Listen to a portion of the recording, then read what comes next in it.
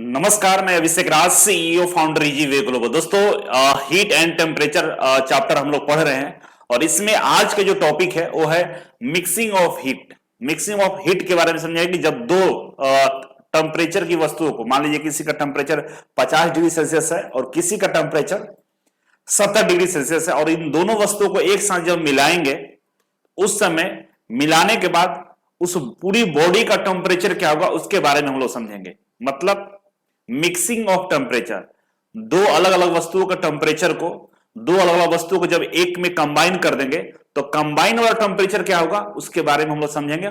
और उस पे अलग अलग तरह के न्यूमेरिकल पूछता है, अलग अलग तरह के क्वेश्चंस पूछे जाते हैं, इसके बारे में हम लोग को यहां पे समझना है। तो आइए शुरू करते हैं। सबसे पहले हम लोग समझे कि मिक्सिंग ऑफ हीट क्या होता है। तो देखिए, जब हम लोग किसी दो वस्तुओं को, ठीक है ना, मान लीजिए कि इसमें पानी है, ठीक है ना, जिसका टेम्परेचर 40 डिग्री सेल्सियस है, और इसमें भी पानी है जिसका टेम्परेचर 60 डिग्री सेल्सियस है, ठीक है। अब दोनों को हम लोग क्या कर रहे हैं, एक बाल्टी के अंदर में गिरा रहे हैं, दोनों में से पानी एक बाल्टी के अंदर में गिरा रहे हैं, और मिलाने के बाद क्या होगा कि टेम्परेचर एक दूसरे में मिक्स होगा, ठीक है ना, और एक इक्विवेलेंट टेम्परेचर निकल कर सामने आएगा। मतलब अब बाल्टी का टेम्परेचर ये दोनों से कहीं अलग होगा, ठीक है ना 40 होगा ना 60 होगा, क्योंकि 40 वाला क्या करेगा, इसके टेम्परेचर को अपने पास बुलाएगा, ठीक है ना, ये कम तापमान है, ज्यादा तापमान इसके पास जाएगा, तो आपस में एक्सचेंज होगा। जब टेम्परेचर का एक्सचेंज होता है मतलब हीट का आदान प्रदान होता है, ठीक है ना। कभी भी दो वस्तुओं को, अलग अलग टेम्परेचर वाले दो वस्तुओं एक साथ मिलाते हैं तो इनका जो टेम्परेचर था जब आपस में कोलैबोरेट करता है तो हीट के जो रेट होता है ना, ट्रांसफर ऑफ हीट होता है, मतलब हीट का आदान प्रदान होता है, उष्मा का आदान प्रदान होता है, जिससे टेम्परेचर डिफरेंस जो दोनों में था वो एक इक्विवेलेंट टेम्परेचर में कन्वर्ट हो जाता है ना। मान लीजिए एग्जांपल के लिए 40 था 60 था, बीच में दोनों को मिलाए तो 55 डिग्री सेल्सियस हो गया। अब 55 डिग्री सेल्सियस हुआ इसका टेम्परेचर, क्यों हुआ, क्योंकि इसके पास कुछ हीट था, गर्मी था, और इसके पास भी कुछ गर्मी था, दोनों हीट दोनों उष्मा एक साथ मिला तो टेम्परेचर जो इक्विवेलेंट निकल के सामने आया वो 55 डिग्री सेल्सियस हुआ, ठीक है ना। तो कभी भी जब दो अलग अलग वस्तुएं आपस में मिलती है तो उनका अलग अलग टेम्परेचर जब एक साथ मिलता है तो हीट का आदान प्रदान भी होता है, ठीक है, ये यहां पे बताया गया है। अब पहला पॉइंट ये समझ गए, जब तापमान का आदान प्रदान होता है तो गर्मी की मात्रा में आदान प्रदान होता है, ठीक है। दूसरा पॉइंट है कि जब गर्म पदार्थों को ठंडे पदार्थों से मिलाया जाता है तो उष्मा का हस्तांतरण गर्म वस्तु से ठंडे वस्तु की तरफ होता है, ठीक है ना।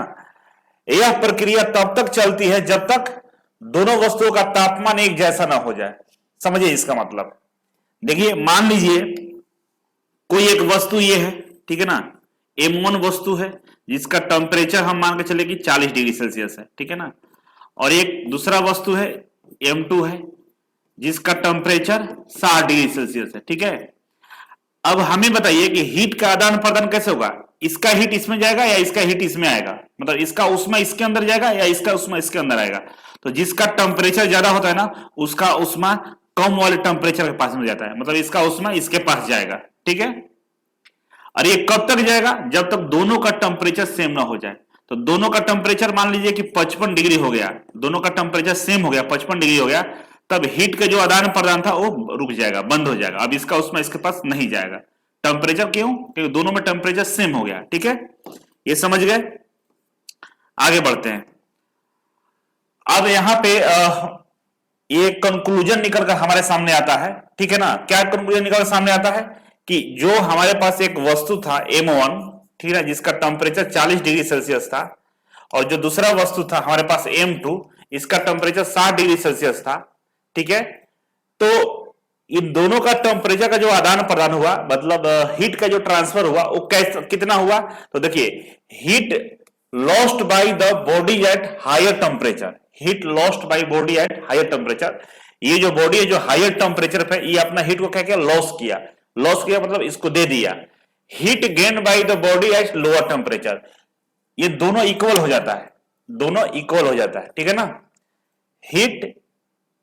Heat loss by higher temperature, ये हायर टेम्परेचर अपना हीट को लॉस किया मतलब इसको दिया, और ये कितना गेन किया, जितना इसने दिया, है ना। Heat gained by the body at lower temperature, lower temperature कितना किया, जितना इसने दिया उतना इसने हीट अपना ले लिया, और कब तक लिया, जब तक दोनों का टेम्परेचर बराबर नहीं हो गया। ठीक है, तो इस प्रकार हम बोल सकते हैं कि जो हमारा टोटल अमाउंट ऑफ हीट था कंपोनेंट का,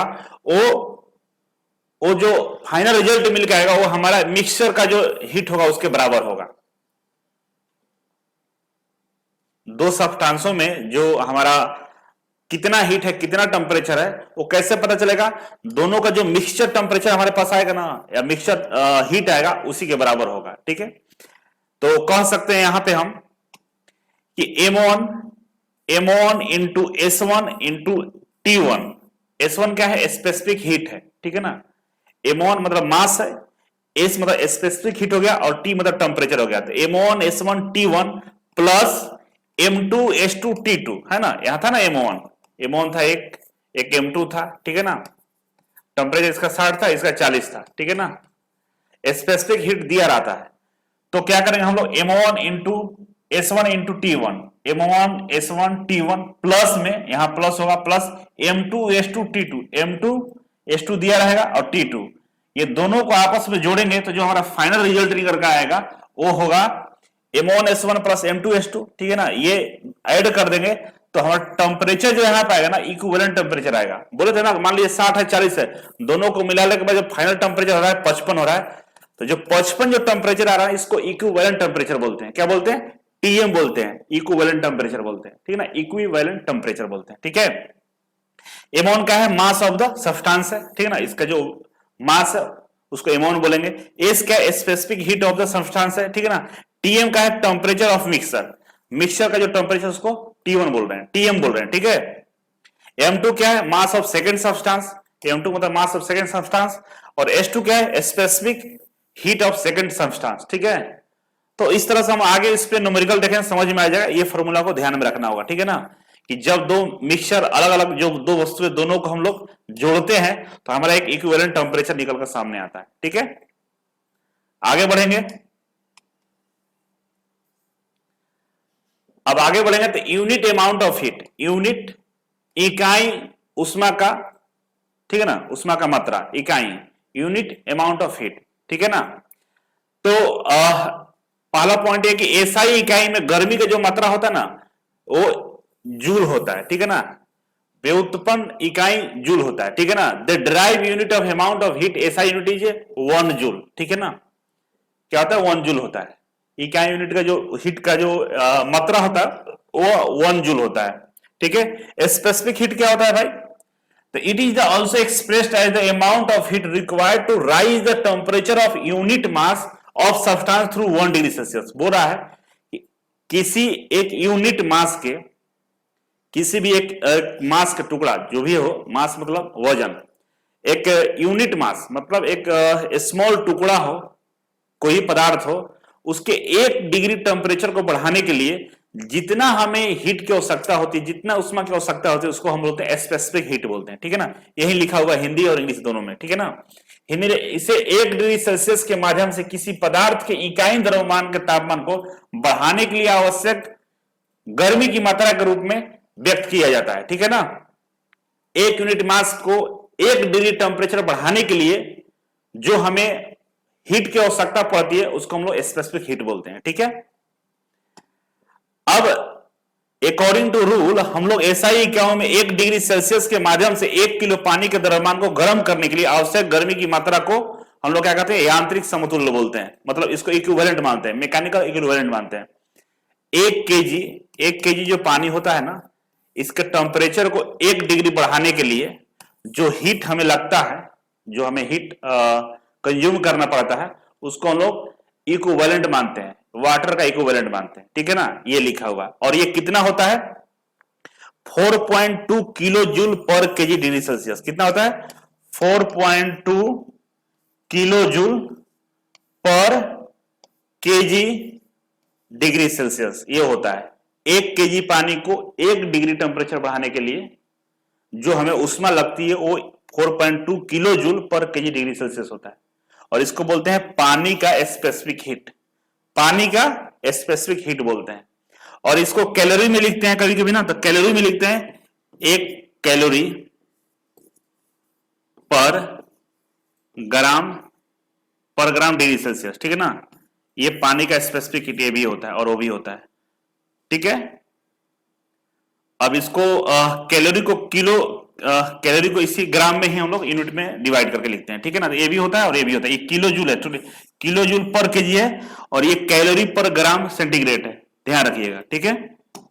दोनों चलेगा। अब आगे बढ़ते हैं हम लोग।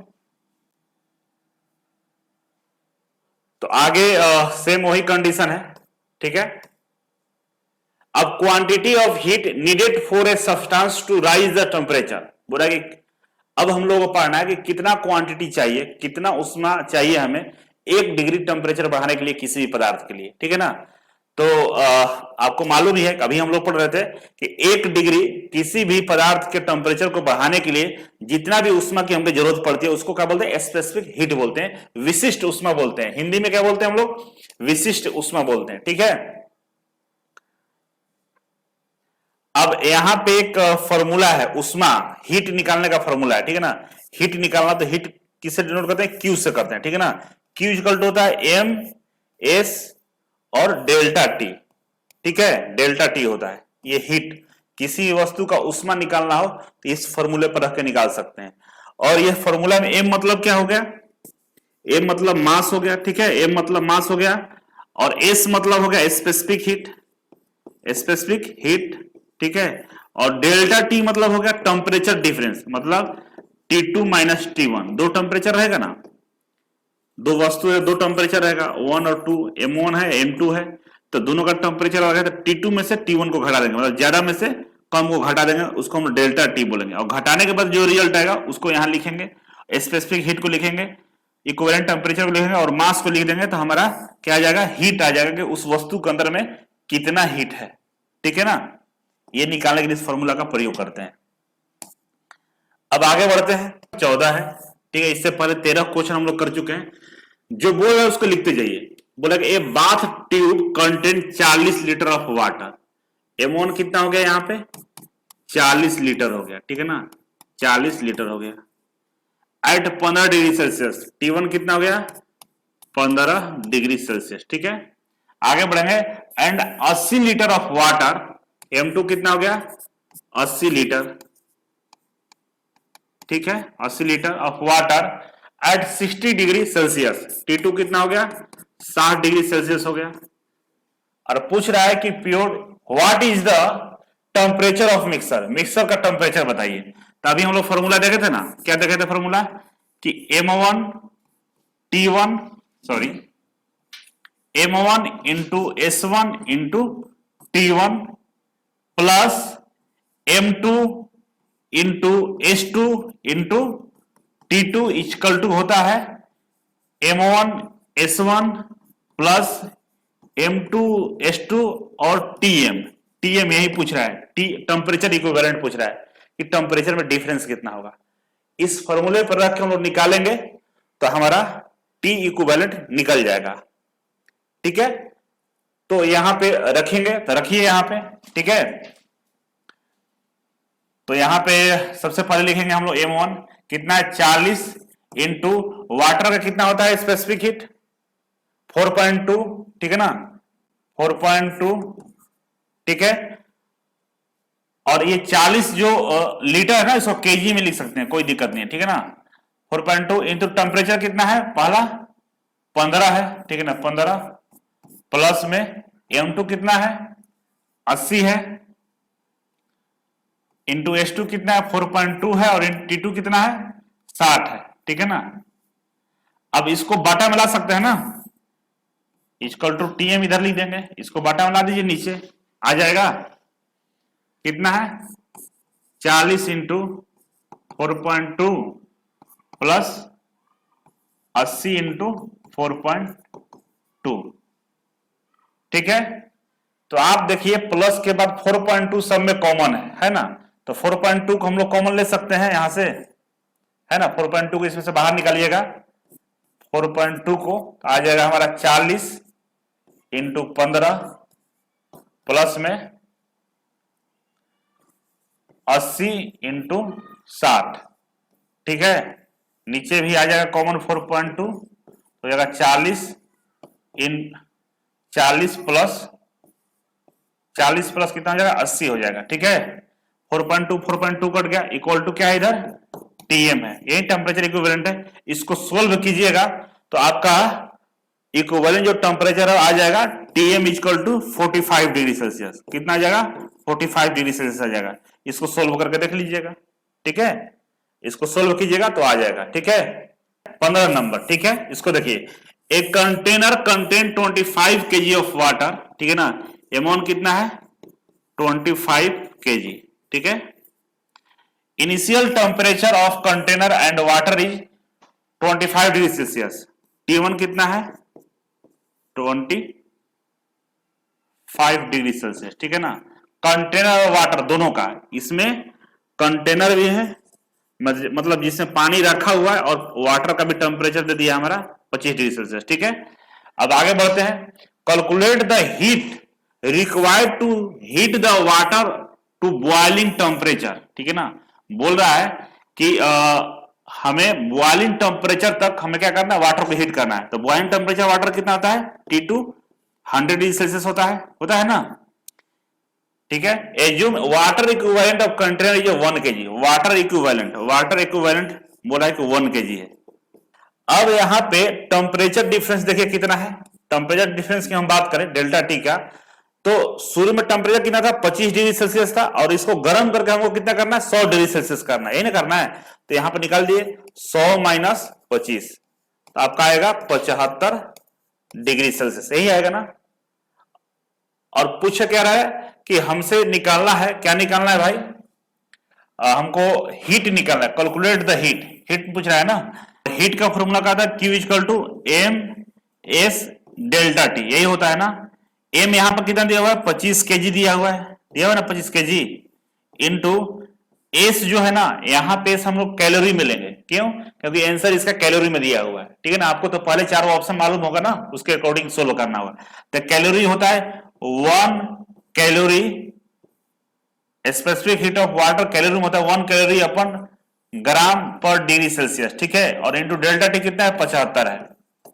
ये केजी में है और ये ग्राम में है, तो दोनों को चेंज करना हो तो क्या करेंगे हम लोग, या तो इसको ग्राम कर दें, नहीं तो इसको हम लोग क्या करेंगे, केजी कर देते हैं, तो चेंज हो जाएगा।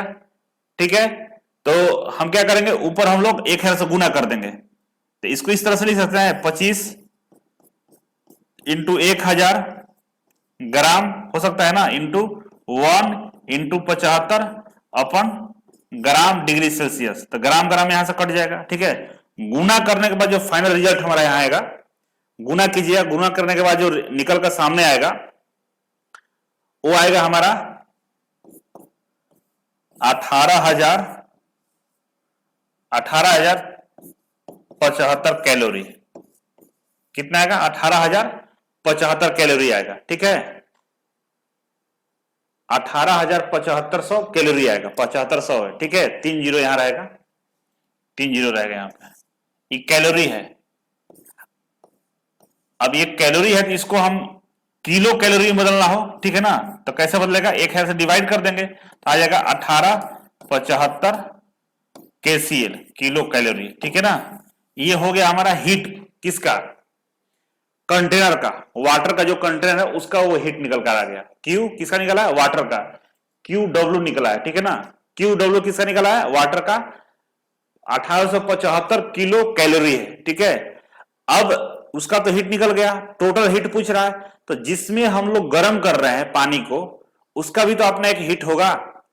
टोटल हीट की बात कर रहे हैं, कैलकुलेट टोटल हीट। ठीक है ना, calculate the heat, total heat. ठीक है ना, तो जो कंटेनर में हम लोग पानी गर्म कर रहे हैं उसके अंदर भी तो उष्मा होगा, उसको भी तो निकालेंगे। तो उसको निकालने के लिए क्या करेंगे, Q इक्वल टू क्या होता है, MS डेल्टा टी। ठीक है ना, क्या होता है, MS डेल्टा टी।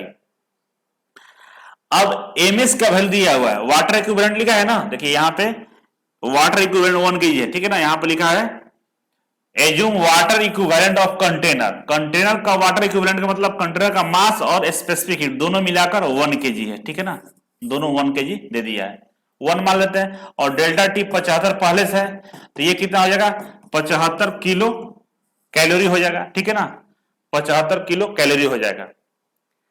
अब इसका टोटल हीट निकालिए, ये कंटेनर का आ गया, ये वाटर का आ गया, तो टोटल हीट की बात करें टोटल हीट की बात करें तो क्या हो जाएगा, QC plus QW, QW, QC plus QW, तो हो जाएगा 1875 प्लस 75 किलो कैलोरी। आंसर हो जाएगा 1950 KCl, ठीक है ना, किलो कैलोरी। तो 1950 किलो कैलोरी आएगा हमारा क्या, टोटल हमारा हीट जो है ना, पानी को गर्म करने के लिए कहां से 25 डिग्री से लेकर 100 डिग्री तक, पानी को 25 डिग्री सेल्सियस से लेकर 100 डिग्री तक गर्म करने के लिए हमें जो हीट चाहिए वो चाहिए कितना, 1950 किलो कैलोरी।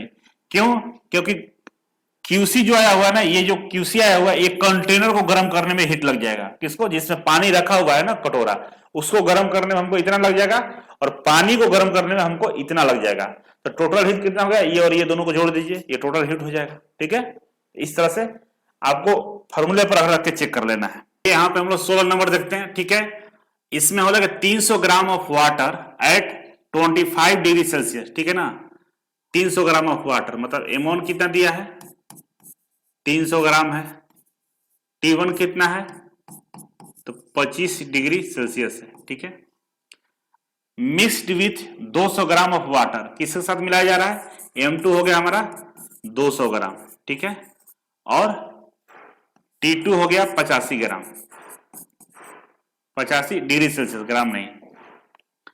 अब बोल रहा है कि ये तो डेटा हो गया, और बोल रहा है कि हमें T इक्विवेलेंट चाहिए, TM इक्विवेलेंट चाहिए। मतलब ये दोनों को मिलाएंगे, M1 और M2 को मिलाएंगे आपस में, तो मिलाने के बाद टेम्परेचर में जो परिवर्तन होगा, जो दोनों टेम्परेचर मिलने के बाद कितना टेम्परेचर होगा। मान लीजिए एक बकेट इसमें पानी है, ठीक है ना, और इसमें भी पानी है। ठीक है, ये दोनों को एक में मिला दिए, मिलाने के बाद जो टेम्परेचर होगा TM इक्विवेलेंट बताइए, ये पूछ रहा है ए और बी का।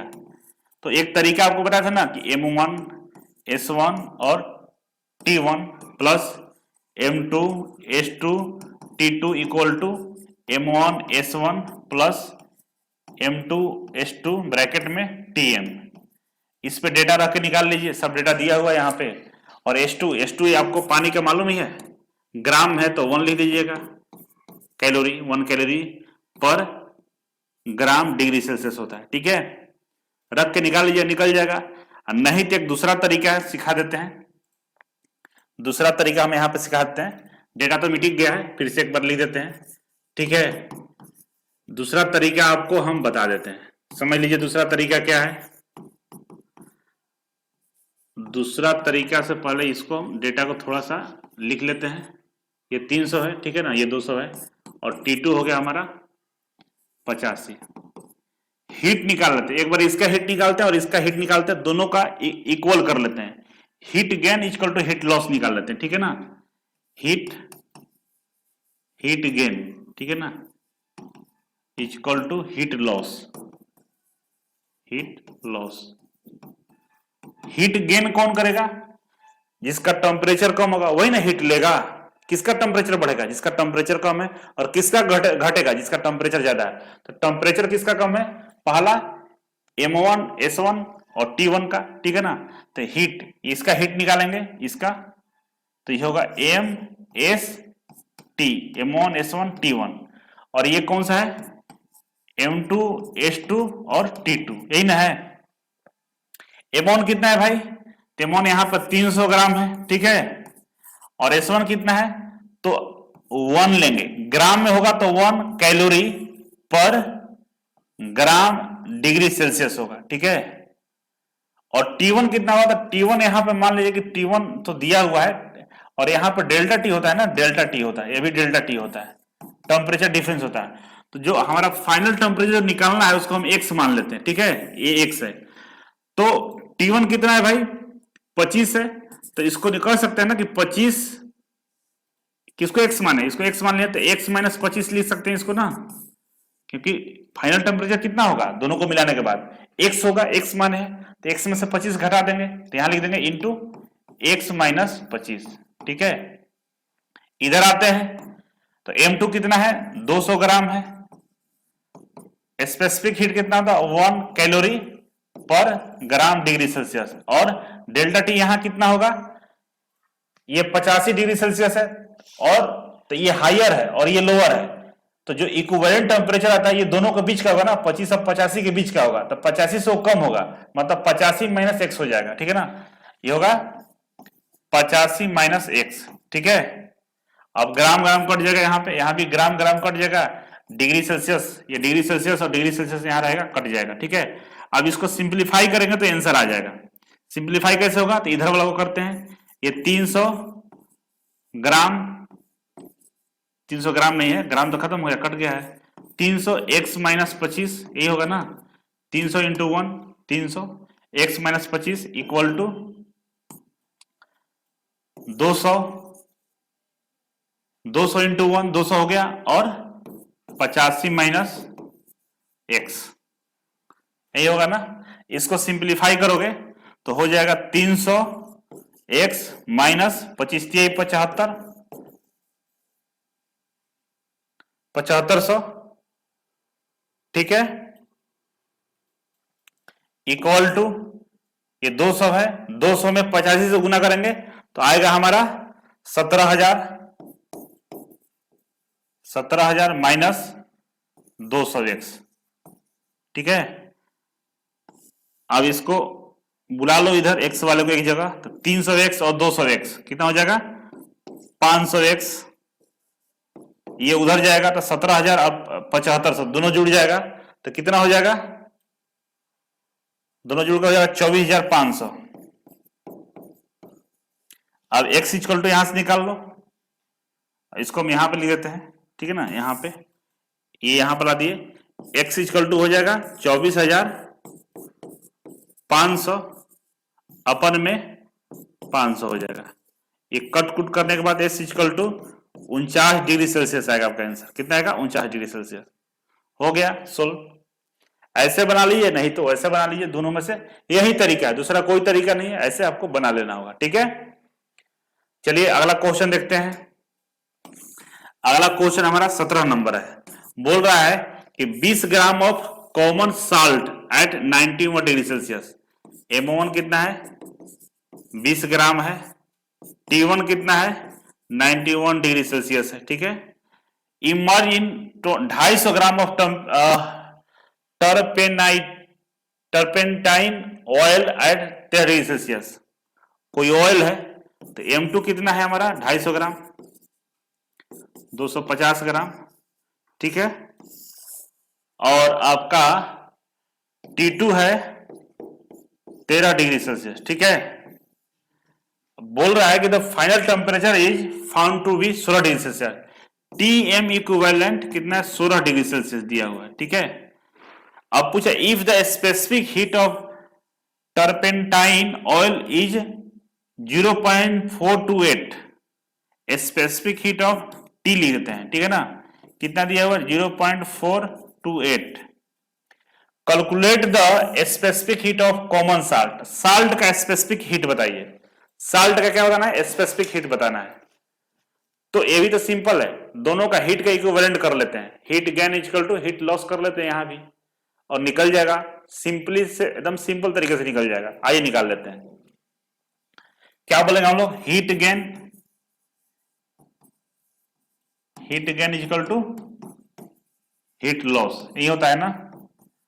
तो हीट गेन कितना होगा, MS डेल्टा T, ये साल्ट का हो गया, ठीक है ना, इक्वल टू किसका हीट लॉस हुआ है भाई, ये कितना था, 91 डिग्री सेल्सियस, और ये 13 था, तो 13 वाला हीट लॉस करेगा, ठीक है ना, 13 वाला क्या करेगा, हीट गेन करेगा, तो 13 होगा यहाँ पे, मतलब ये है हमारा 250 ग्राम क्या है हमारा ऑयल है ना, तो यहाँ पे होगा T वाला, ठीक है ना, MS डेल्टा T, एक T है और साल्ट में S लिखेंगे, MS डेल्टा T, ठीक है ना, ये छोटा S मान लीजिए, ये साल्ट है और ये टर्पेटाइन है, ठीक है ना। अब M इसका कितना है, तो 250 ग्राम है 250 ग्राम, ठीक है।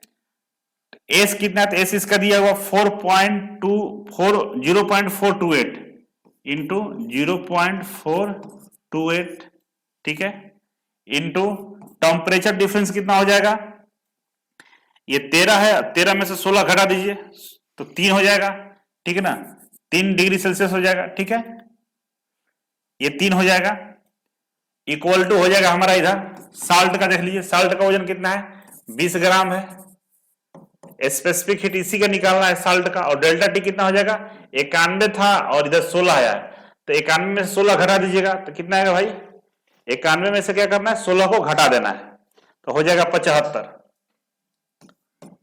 ठीक है, इंटू 75। अब इसको सोल्व करेंगे तो आंसर हमारा निकलकर सामने, इधर वाला को गुना कर लीजिए, ये हो जाएगा ग्राम डिग्री सेल्सियस, ठीक है ना, और ये यहाँ पे ये 3 डिग्री सेल्सियस हो गया, ठीक है ना, सेल्सियस कट गया, ग्राम से ग्राम कट गया, ठीक है, उधर भी वही कहानी है, ये एस ग्राम डिग्री सेल्सियस है, तो यहाँ पर डिग्री सेल्सियस से डिग्री सेल्सियस कट गया, ग्राम से ग्राम कट गया, ठीक है, कुछ बचा नहीं है, तो गुना कर लो 200 इंटू इतना, गुना करोगे तीनों का तो 321 कैलोरी आएगा, इधर वाला आएगा 321 कैलोरी, इस वाला आएगा, इधर वाला आ गया, इक्वल टू इधर वाला गुना कर दो, तो 20 में 25 से गुना कर दो, 20 में 25 से गुना कर दोगे तो 1500 आ जाएगा ये, और साथ में एस है ना, ये एस है ना, इंटू एस, ठीक है, अब एस इक्वल टू यहां से निकाल लो, एस इक्वल टू आ जाएगा हमारा, इधर उधर कर लो, तो ये हो जाएगा 321 अपन 1500, ठीक है, काट कूट कर लीजिएगा, तो जो निकल कर सामने आएगा वो आएगा 0.214 स्पेसिफिक हीट रहेगा, ठीक है ना, स्पेसिफिक हीट ऑफ साल्ट, ठीक है, क्योंकि यहाँ कैलोरी है, यहाँ भी कैलोरी है, तो कैलोरी कट जाएगा तो हमारा इतना आ जाएगा, ठीक है, तो यहां से निकलकर सामने आ जाएगा। 18 नंबर देखिए, यहाँ पे लिखा होगा कि if copper calorimeter contain 80 gram of water at 20 degree Celsius, ठीक है ना, M1 हमारा है 80 ग्राम, ठीक है ना, और वाटर का जो टेम्परेचर है T1 वो 20 डिग्री सेल्सियस है, ठीक है, अब रहा कि the water equivalent of calorimeter ये 80 ग्राम, ठीक है ना, वाटर इक्विवेलेंट ऑफ कैलोरीमीटर ये 80 ग्राम, अब कैलोरीमीटर का इक्विवेलेंट दिया हुआ है, कैलोरीमीटर का इक्विवेलेंट दिया हुआ है हमारा 80 ग्राम, ठीक है, कितना है 20 ग्राम है, 20 ग्राम दिया हुआ है, ठीक है, बोलेगा what will the resulted temperature of the mixture, बोला कि अलग से पानी को ऐड करेगा, ठीक है ना, इसमें क्या कर रहा है, पानी को अलग से ऐड कर रहा है, 100 ग्राम पानी को 40 डिग्री टेम्परेचर वाले पानी को गर्म कर ऐड कर रहा है, मतलब दूसरा जो हमारे पास आ रहा है T2, उसका जो टेम्परेचर है 40 डिग्री सेल्सियस है, और उसका जो वजन है M2 है हमारा कितना 100 ग्राम है, ठीक है, अब इस कंडीशन में बोल रहा है कि हम अलग से पानी को ऐड कर रहे हैं, किसमें, इस वाले पानी में जिसका 80 ग्राम वजन है, उसमें पानी को अलग से ऐड कर रहा है जिसका टेम्परेचर 40 डिग्री सेल्सियस है, पहले वाला का 20 था, दूसरा वाला का 40 है, जिसको अलग डाल रहा है, तो इस कंडीशन में बोल रहा है कि जो वाटर का टेम्परेचर होना इक्विवेलेंट वाला टेम्परेचर को बताइए, तो इसको निकालना है, तो आप बताइए, मान लीजिए एक कैलोरीमीटर है, ठीक है ना, ये कैलोरीमीटर है, इसमें से पानी पहले से था, ठीक है, इसमें से पानी पहले से था, तो पानी पहले से था तो इसका जो टेम्परेचर था 20 डिग्री सेल्सियस था, और जो पानी था हमारा 80 ग्राम था, ठीक है ना, 80 ग्राम था, नया पानी को ऐड किया इसमें, ठीक है ना, जिसका टेम्परेचर 40 डिग्री सेल्सियस था और 100 ग्राम इसका वजन था। अब यहां पर कहानी के सुनिए, जब अलग से नया टेम्परेचर इसके अंदर में डालेंगे, नया गर्मी डालेंगे, तो कुछ गर्मी एक जो ट्यूब है ना, जो हमारा कैलोरीमीटर है, इसके अंदर भी जाएगा, पानी के अलावा एक कैलोरीमीटर के पास भी हीट आएगा, तो ये भी गर्म होगा और ये भी गर्म होगा, ठीक है ना, तो ये दोनों को गर्म करेगा, इसको कैलोरीमीटर के अंदर जो पानी है उसको भी गर्म करेगा और इसके दीवार को भी गर्म करेगा, ठीक है, तो एक कंडीशन ये हुआ कि दोनों को गर्म करने के बाद जो टेम्परेचर बचेगा वो टेम्परेचर हमारा इक्विवेलेंट आएगा, ठीक है, तो इसमें कितना हीट है और इसके पानी का कितना हीट है, दोनों हीट निकाल लेंगे, तो ये दोनों हीट क्या कर रहा है, हीट गेन कर रहा है, और हीट लॉस कौन कर रहा है, M2 कर रहा है, हीट लॉस M2 कर रहा है, हीट गेन कौन कर रहा है, ये कैलोरीमीटर का दीवार और ये पानी अंदर वाला, ठीक है, तो पहले ये दोनों को निकाले, एक को हम बोलेंगे Q1 बोलेंगे पानी को, और दीवार को हम लोग Q2 बोलेंगे, और इसको हम लोग Q3 बोलेंगे, इसके पानी को, ठीक है, अब Q1 और Q2 दोनों एक है, और ये अलग है, ये दोनों क्या कर रहे हैं, हीट को ले रहे हैं और ये हीट को दे रहा है, तो दोनों का पहले निकाल लेते हैं अलग से, इसका निकाल लेंगे। तो देखो पहला अगर निकालते हैं Q1 का, जो पानी कैलोरीमीटर में, इसका होता है M1 S1 और डेल्टा टी। यहां भी हम x मान लेंगे, जो टेम्परेचर इक्विवेलेंट है Tm को हम x मान लेते हैं यहां पर, ठीक है। अब M1 कितना है भाई, तो 80 ग्राम है, 80 ग्राम इंटू S1 कितना होगा, 1 कैलोरी होगा पर ग्राम डिग्री सेल्सियस, और डेल्टा टी यहां पर क्या होगा, ठीक है, डेल्टा टी x होगा, तो x में से 20 घट जाएगा क्योंकि 20 कम है और x इससे ज्यादा रहेगा, तो 20 में से सॉरी x में से 20 को घटा देंगे, x माइनस 20 हो जाएगा, ठीक है, डिग्री सेल्सियस से, डिग्री सेल्सियस से डिग्री सेल्सियस कट गया, ग्राम से यहां पर ग्राम था ना, ग्राम ग्राम कट गया, इसको हम लोग सोल्व कर लेंगे, ठीक है। तो सोल्व करने के बाद जो आएगा हमारे पास, करते हैं, तो Q1 इक्वल टू हो जाएगा 80 इंटू 80 हो गया इंटू x, 80x माइनस अंदर गुना करिए 8 16 1600, ये हमारा क्या होगा, Q1 हो गया। ये हीट को क्या किया, गेन किया है, ठीक है ना, क्या किया है, हीट को गेन किया है, 80x माइनस 1600 हो गया, ठीक है। एक कंडीशन ये हो गया 80x माइनस 1600। दूसरा कंडीशन कैलोरीमीटर का देख लीजिए, Q2 कैलोरीमीटर वाला, इसका भी एम एस डेल्टा टी होता है, ठीक है ना। तो एम जो दिया है इसका जो एम है 20 ग्राम है, एस को हम 1 मानते हैं यहां भी, ठीक है ना, ये दोनों मिलाकर 20 दिया हुआ है, ठीक है, अलग से लिख लेते हैं कि आपको दिक्कत ना हो, परेशानी।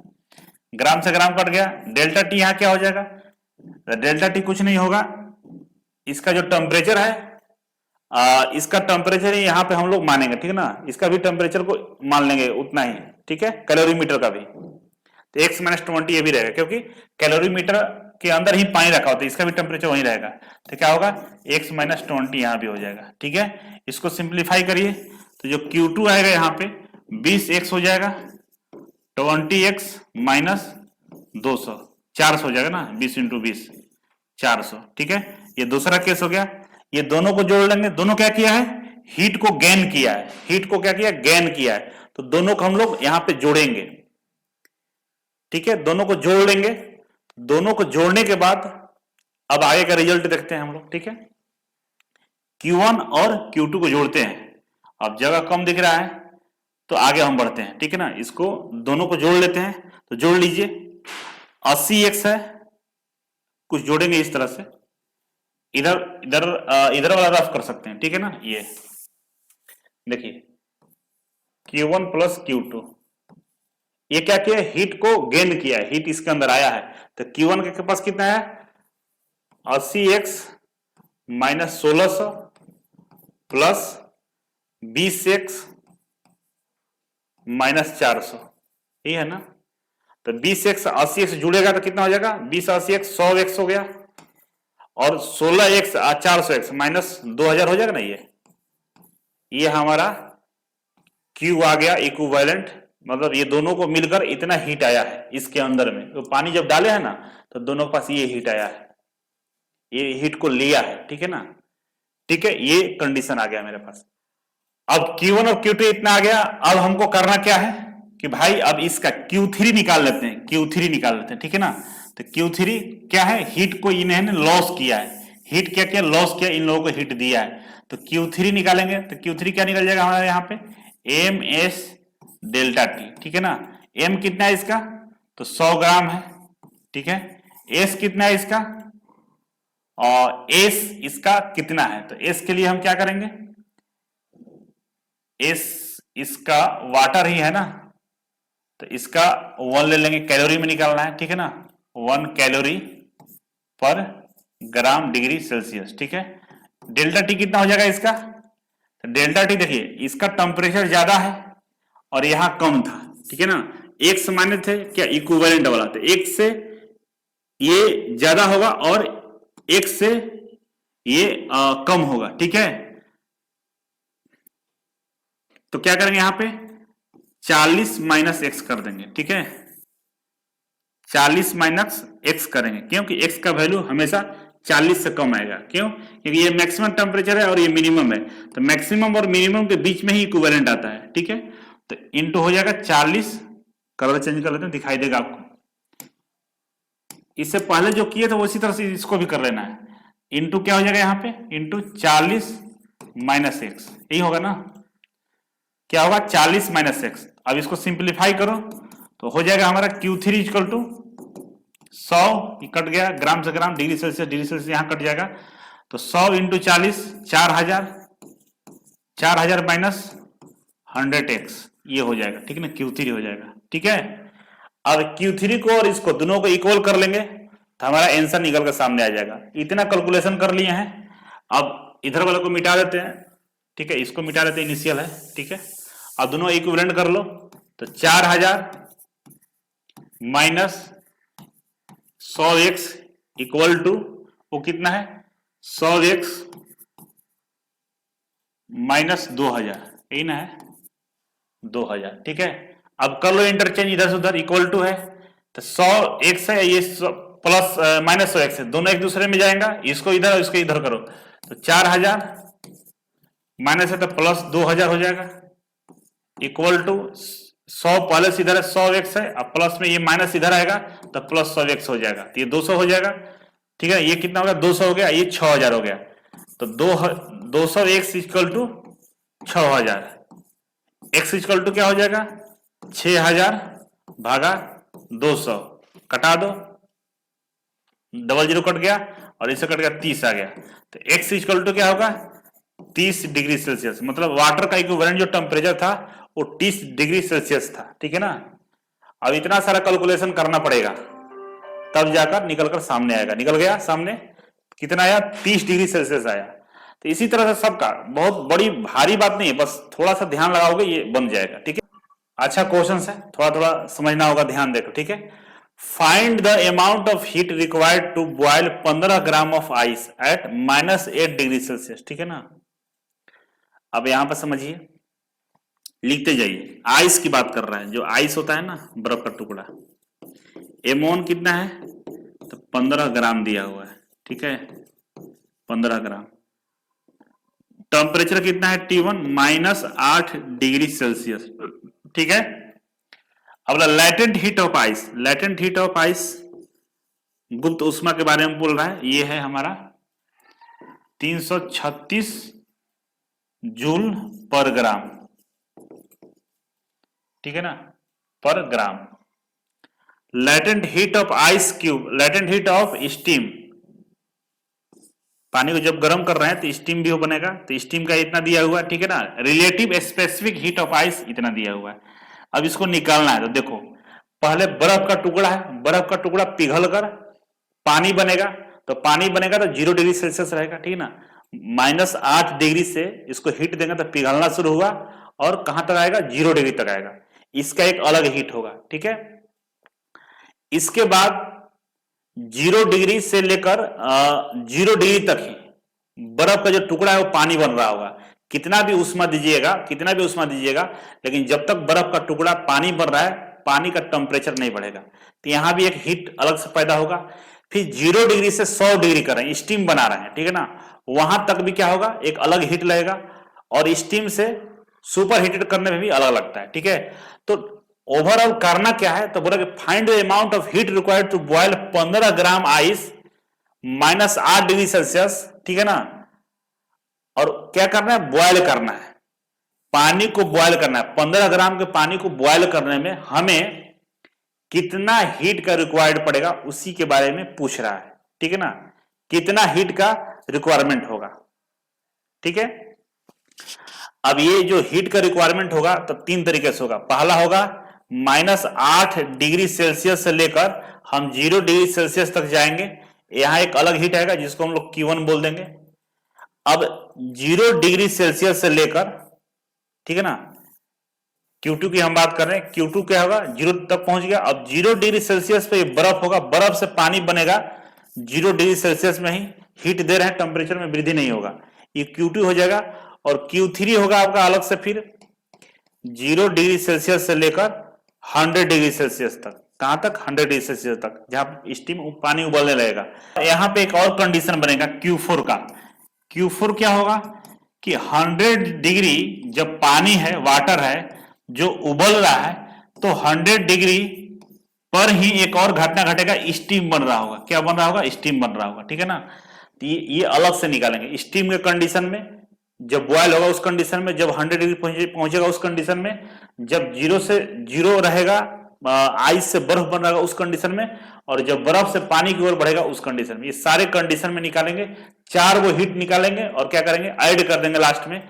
तो हमारा क्या निकल जाएगा, हमारा हीट, टोटल हीट निकल जाएगा। तो चलिए 1 बाई 1 करके निकालते हैं। यहाँ पे सबसे पहले हम निकालेंगे Q1। Q1 क्या है कंडीशन Q1 का, Q1 में जो टेम्परेचर है वो कितना है, -8 डिग्री सेल्सियस से लेकर 0 डिग्री सेल्सियस, ये डिफरेंस टेम्परेचर का। तो Q1 क्या होगा, M S delta T. M कितना है भाई, यहाँ पे एम जो बर्फ का टुकड़ा है ना वो 15 ग्राम का है, ठीक है ना, और इसको केजी में निकालना है। तो 15 ग्राम मतलब 15 ग्राम को हम लोग केजी में कन्वर्ट करेंगे तो हमारा आ जाएगा 0.015 ग्राम, ठीक है ना। तो 0.015 ग्राम हो गया। एस कितना होगा किसका, आइस का। तो आइस का एस दिया है 0.5 दिया है ना, तो 0.5 दे देंगे स्पेसिफिक हीट एस, ठीक है ना। इस एस के साथ में तो ये आइस वाला हो गया, बर्फ वाला हो गया, एक पानी वाला भी स्पेसिफिक हीट होगा, क्योंकि -8 पे जैसे हम टेम्परेचर गर्म करना शुरू करेंगे वो पिघलेगा तो पानी भी बनेगा। तो पानी का स्पेसिफिक हीट क्या होता है, 4.2 किलो जूल पर केजी, है ना, पर केजी डिग्री सेल्सियस। और इसके बाद टेम्परेचर, तो टेम्परेचर डिफरेंस कितना होगा यहाँ पे, तो -8, 8 में से 0 में से 8 घटाइए तो 8 ही होगा ना। टेम्परेचर डिफरेंस कितना है, -8 से 0, तो 8 का डिफरेंट, तो 8 का डिफरेंस लिख दिए। अब इसको कैलकुलेट करेंगे हम लोग, तो कैलकुलेट करें, यहां पे लिखना था ना, यहां पे लिखना है 0.5 इंटू 4.2 इंटू 8। कैलकुलेट करने के बाद जो आंसर आएगा हमारा वो रहेगा 0.0252 कैलोरी, ठीक है ना। किलो जूल कह सकते हैं, किलो जूल में आ जाएगा, ठीक है, किलो जूल। अब ये Q1 निकल गया, ठीक है ना, Q1 निकल गया, इसको याद रखिएगा। अब उसी तरह से Q2 निकालते हैं। 0 से 8 पहुंच गए, -8 से 0 पहुंच गए। अब यहां पर देखिए दूसरा Q2 के कंडीशन में क्या है कि पानी जो है ना 0 डिग्री सेल्सियस पर पानी बनता है, लेकिन बर्फ भी रहता है, बर्फ और पानी दोनों रहता है। तो 0 डिग्री से लेकर 0 डिग्री सेल्सियस तक बर्फ से पानी तो बनेगा ना।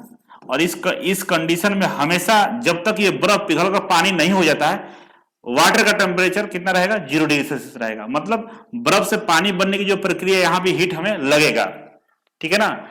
अब यहां पे भी एक निकालते हैं, तो यहां पे Q2 इक्वल टू हो जाएगा हमारा M S T delta T कह सकते हैं। एम कितना है, तो आपको पहले से मालूम है कि एम जो है हमारा 15 ग्राम है ना, 0.015 ग्राम है, केजी हो जाएगा ये। और यहां पे जो डेल्टा टी है ना, एस डेल्टा टी, ये लेटेंट हीट में आता है। लेटेंट हीट ऑफ आइस दिया हुआ है हमारा, लेटेंट हीट ऑफ आइस है ना 336 जूल पर ग्राम। तो 336 जूल पर ग्राम दिया हुआ है, ठीक है ना। दिया हुआ है तो दोनों में क्या करेंगे हम लोग, यहाँ पे गुना कर देंगे, भाग कर देंगे, तो हमारा यहाँ पे गुना करने के बाद आ जाएगा 5.04 kilo joule equal to 5.04 kilo joule आ जाएगा, ठीक है। Q2 आ गया, क्या आ गया हमारा, Q2 आ गया। अब Q2 के बाद आप निकालेंगे हम लोग 0 डिग्री से Q3 निकालेंगे। Q3 क्या होगा हमारा, 0 डिग्री सेल्सियस से लेकर 100 डिग्री सेल्सियस तक के बीच में हम लोग हीट को निकालेंगे, ठीक है ना। ये पानी जब गर्म हो रहा है तो यहाँ M S T delta T, M कितना है 0.015 इंटू एस कितना होगा पानी का 4.2 स्पेसिफिक हीट, और डेल्टा टी कितना हो जाएगा, 100 का डिफरेंस है ना, 0 से 100 जा रहे हैं तो 100, ठीक है। तो Q3 हमारा आ जाएगा, यहाँ पे गुना कर लीजिए। गुना करने के बाद जो Q3 आएगा वो आएगा हमारा 6.3 किलो जूल, ठीक है ना। ये Q3 आ गया 6.3 किलो जूल। अब हमको निकालना है Q4, तो Q4 यहां निकाल लीजिए। Q4 क्या है, 100 degree Celsius to 100 degree Celsius, ठीक है ना। मतलब 100 डिग्री में पानी भी रहेगा, पानी उबल के क्या होगा, स्टीम बन रहा होगा। तो इस कंडीशन में हमारा Q4 जो होगा होगा एम एस डेल्टा टी, ठीक है। एम कितना है 0.015 और S delta T latent heat होता है, ठीक है ना। एस डेल्टा टी क्या होता है, लैटेंट हीट होता है। तो स्टीम का लैटेंट हीट भी दिया हुआ है। स्टीम का लैटेंट हीट देखिए ये जूल इतना ग्राम है, ठीक है ना। तो 2268 जूल ग्राम है, ठीक है ना, ग्राम है। तो किलो जूल में करोगे तो कन्वर्ट हो जाएगा, किलो जूल मान लो ऊपर 1 है नीचे 1 है से गुना कर दो तो ये कन्वर्ट हो जाएगा। तो Q4 जो हमारा आएगा गुना कर लीजिएगा, तो जो Q4 निकल कर आएगा हमारे सामने वो होगा 34.02 किलो जूल। कितना आएगा, 34.02 किलो जूल, ये Q4 आ गया। तो टोटल हीट कितना लगा हमारा, तो जोड़ लीजिए Q1 हो गया, Q2 हो गया, ये Q2 आ गया था, ठीक है। Q2 Q1 Q2 Q3 और Q4 तीनों चारों को जोड़ देंगे तो हमारा क्या होगा, हीट इक्विवेलेंट आ जाएगा। हीट इक्विवेलेंट निकालने के लिए क्या करेंगे, हम लोग जोड़ देंगे। पहला कितना है Q1 0.0252 kilo joule plus Q2 कितना आया था 5.04 किलो जूल प्लस Q3 कितना आया था 6.3 किलो जूल और Q4 कितना आया था हमारा 34.02 किलो जूल। सबको ऐड करिएगा, ये इतना पूरा क्वांटिटी को ऐड जोड़िएगा, पूरा को जोड़िएगा तो जो Q इक्विवेलेंट जो आएगा उसका आंसर होगा 45.612 किलो जूल, ठीक है ना, ये आंसर हो जाएगा। तो इस तरह से निकाल लेना है, ठीक है। ज्यादा मुश्किल नहीं है, बस फॉर्मूला पर रख के निकाल लेना है। और ये थोड़ा सा क्या है ना कि लेवल को बढ़ा दिया है, मतलब इतना डीप में हम लोग को थ्योरी में नहीं लिखा होगा, न्यूमेरिकल दे दिया है तो सोल्व कर लेना। ये सब मिक्सचर ऑफ क्वेश्चन है, मिक्सचर ऑफ दो क्वांटिटी का मिक्सचर होता है ना, उसका ये क्वेश्चन दिया हुआ है, इसको इस तरह से निकाल लेना होगा, ठीक है। प्रैक्टिस करोगे सब समझ में आ जाएगा।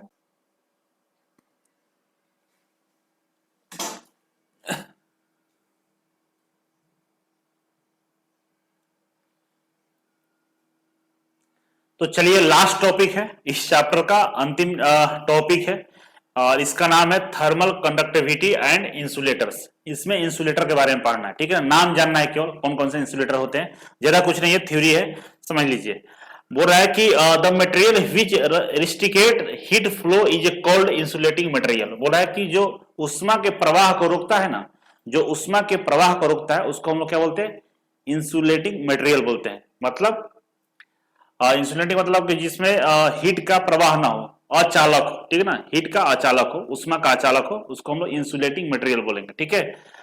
प्रॉपर्टीज ऑफ इंसुलेटिंग मटेरियल क्या होता है, मतलब इसका गुण क्या होना चाहिए, ठीक है ना, गुण क्या होना चाहिए, तो इट हैज लो कंडक्टिविटी, इसकी चालकता कम होनी चाहिए, ठीक है ना। इसमें जो उष्मा की चालकता है ना वो कम होना चाहिए, उष्मा कहें या विद्युत कहें, इसका चालकता कम होना चाहिए। इंसुलेटर का पहला प्रॉपर्टी ये होनी चाहिए। दूसरा, आग का प्रतिरोध करना चाहिए, इसमें आग नहीं लगना चाहिए, मतलब आग का प्रतिरोध करे, है ना, आग इसमें जल्दी ना लगे, जल्दी आग ना पकड़े, ठीक है। पहला कि उष्मा इससे प्रभावित ना हो, वोल्टेज प्रभावित ना हो, विद्युत प्रभावित ना हो। दूसरा, इसमें आग कम लगे, बहुत हायर टेम्परेचर, आग तो सब में लगता है लेकिन हायर टेम्परेचर पर आग लगे, बहुत जल्दी आग ना लगे, ठीक है। कम नमी अवशोषण, ये नमी को कम अवशोषित करे, है ना, ये ना कि पूरा नमी को अवशोषित कर रहा है, कि नमी को कम अवशोषित करे, ठीक है ना। अच्छी कठोरता, मतलब गुड रिजिडिटी, उसमें कठोरपन ज्यादा हो, अच्छा रिजिड हो, रिजिड मतलब कठोर, ठीक है ना। गंध रहित, ये मतलब स्मेल ना करता हो ना, गंध नहीं होना चाहिए इसके अंदर में, ठीक है। और वेपर परमेबिलिटी, बोल रहा है कि वेपर जो वाष्प होता है ना उससे वाष्प जा सके, है ना, मतलब वो उसको जैसे जैसे वो गर्म हो तो उसमें से जो नमी उमी है वो निकल जाए बाहर, ठीक है ना। तो वेपर को जाने की अनुमति वो दे बाहर निकलने के लिए, ठीक है ना। वजन में हल्का, और वजन में भी हल्का होना चाहिए। इतना अगर इसके अंदर गुण है तो उसको हम लोग इंसुलेटर के तौर पे, कुचालक के तौर पे हम लोग इसका इस्तेमाल कर सकते हैं।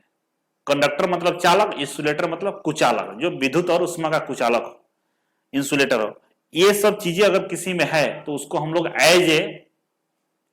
एज ए इंसुलेटर टाइप में यूज कर सकते हैं, ठीक है ना।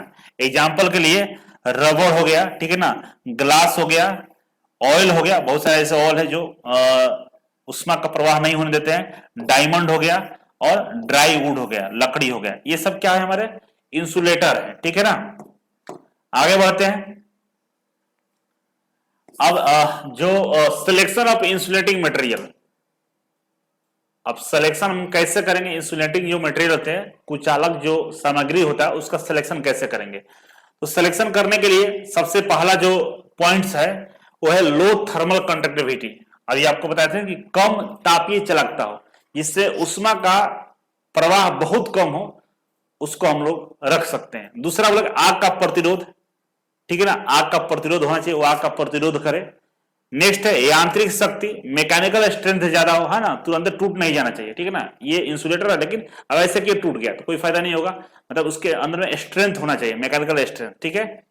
लो मॉइस्चर ऑब्जर्वेशन कैपेसिटी, कम नमी का अवशोषण की क्षमता, नमी को कम अवशोष कर पाए, है ना। मान लीजिए तुरंत मौसम थोड़ा टेम्परेचर कम हुआ, उसके अंदर में नमी आ गया, है ना, चिपचिपा हो गया, तो ये सही नहीं है। नमी का अवशोषण बहुत कम करे। बिछाने में आसान, कहीं ले जाने फोल्ड करने में आसानी हो, ठीक है। कम कीमत हो, ठीक है ना, संभालने में आसान हो, हैंडलिंग करने में, ट्रांसपोर्टेशन में आसानी हो, और कम पैसे में मिल जाए, कम लागत में हो जाए हमें। तो अगर ये सारा उसके अंदर गुण है तो हम लोग इसे खरीद सकते हैं, ठीक है ना, रख सकते हैं, सिलेक्ट कर सकते हैं।